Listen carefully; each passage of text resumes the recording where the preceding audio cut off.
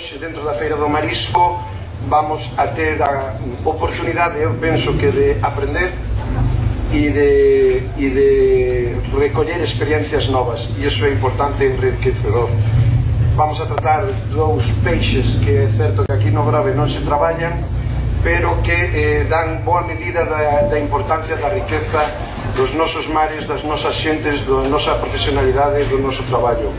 E unha pequena variación respecto ao programa que creo que se ten repartido, e en ese sentido dicir que me acompañan José Piñeiro Vázquez, que nos vai a falar das diferencias entre atún e bonito, e nos vai a falar un pouco das especies do peixe no seu conxunto. Tamén nos acompaña o vicepatrón maior da Confraría de Pescadores de Burela, José Ramón López Fernández, que nos vai a falar das diferentes artes de pesca do bonito e do atún. Me acompaña tamén Ángel González Barreiro, xerente de empresa distribuidora de artes Rías Baixas, e nos vai a falar de outro proceso importantísimo en todo o que ten que ver co mundo do peixe e o marisco, como é, e en todo en xeral, como é a comercialización. É importante pescalo, é importante leválo ás nosas lonxas, pero moito máis importante é comercializado e vendelo. Seguidamente terá a palabra Francisco Caneda, profesor do Obradoiro de Emprego do Sanés, que nos vai a dar unha charla sobre as técnicas de cociñado do atún e bonito. Esta mañá temos a oportunidade de falar un poquinho, e creo que hai, desde logo, polo menos no nome, recetas moi innovadoras, que iso tamén é importante. E finalmente echará esta mesa Juan Vidal Aspres, profesor do Obradoiro de Emprego do Sanés, e que nos vai a falar da maridaxe dos caldos galegos con este tipo de recetas e de platos. Por lo tanto, penso que isto presenta ben a xente que me acompaña nesta mesa, que nos acompaña a todos nós, sabe moitísimo disso, e por lo tanto vamos xa a ceder a palabra para que nos empecen a explicar e ofrecer as súas experiencias. Vai iniciar o vicepatrón maior da Confraría de Pescadores de Burela, José Ramón López Fernández, que nos vai a falar das diferentes artes de pesca do atún e do bonito. A pesca do bonito hai varias maneiras de pescalo. Por exemplo, o curricán, o sistema da cacea, o pescalo con cebo vivo, que comandan máis ou menos os vascos. E despois hai os que chaman as cortinas da muerte, que agora están erradicadas, que era a pesca volante, que utilizaban moito os franceses.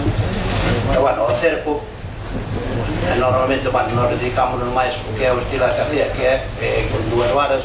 Últimamente iba así, o que era ao monte, cortaban dúas varas de eucalipto para leválas, levábalas para o barco, con medio barrillas de milón, e bueno, con uns anzores na punta para xeron a pescar. Pesca artesanal total. Gracias á corporación por invitarnos a estas charlas. E eu me dixo meu compañeiro a pescar os xente que teníamos preparado para estas cousas, pero bueno, decidimos así, claro que non lo cuidamos. Bueno, especies de turinos, como sabedes, hai moitas. Pero dentro dos turinos, as dúas especies máis importantes que hai é o atún rojo, que é o que dominamos bonito, que é o que se mesma en Burela e na no Cantábrico. Activamente, Vigo tiña unha gran flota de bonito, que tamén foi segurida.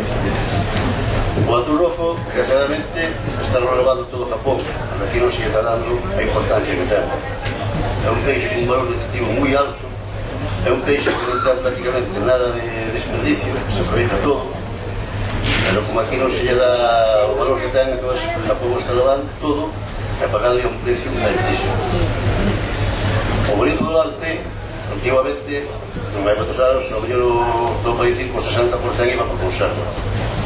Actualmente, agora, o que se está vendendo está indo para conserva sobre hasta 8 ou 20%. O sea, expandeuse moito, malmente, hacia o interior da península, máis que no litoral. Parece mentira, pero come-se máis bonito en Toledo que se come, por exemplo, en Pontevedra, en Vigo ou en Lugo. O resto da conserva que está facendo é unha conserva que hoxe elabora-se moi ben, está se exportando muchísimo para os países do leste, para os países do norte, para Estados Unidos, para Japón, China, e aquí non lle estamos dando o valor realmente que ten. Non sei por qué, porque a xente parece que temos medo a comer peixe. É unha especie que ten un valor nutritivo de todo o peixe que se do mar do máis salve. É bom para todo, é un peixe azul. Como digo, non ten desperdicio, ten moitas maneiras de prepararse. Non hai por que coller un bolito e poñerlo á praxa sobre ele. O bolito é unha especie que acepta calquera forma de cociña que lle queiran dar. Cocido, salpicón, ao forno, en salsa, marinado, en conserva, de calquera maneira que o queiran fazer. Mismo, afumado, por exemplo, o que mencionaste do atún rojo, do estalado para jamón, que se está comendo todo crudo e afumado. Sécalo, o famoso lomo do atún rojo, que a mí se non se dá precio, prácticamente non se consume. De feito, aquí na nosa zona pescase moi pouco, mas ven a un peixe de Mediterráneo. Aquí coñece algo a principios de primavera, claro, non se comercializa, o sea, non se comercializa aquí, non, comercializa, claro, por Japón. Aquí prácticamente consume só pouco. Son dos peixes que teñen un valor nutritivo moi alto. Además, non é un peixe que teña espiña, daquilo famoso de que mamá, levouse unha espiña, non ten espiña, é como a comer carne. E non lle estamos dando o valor que realmente ten.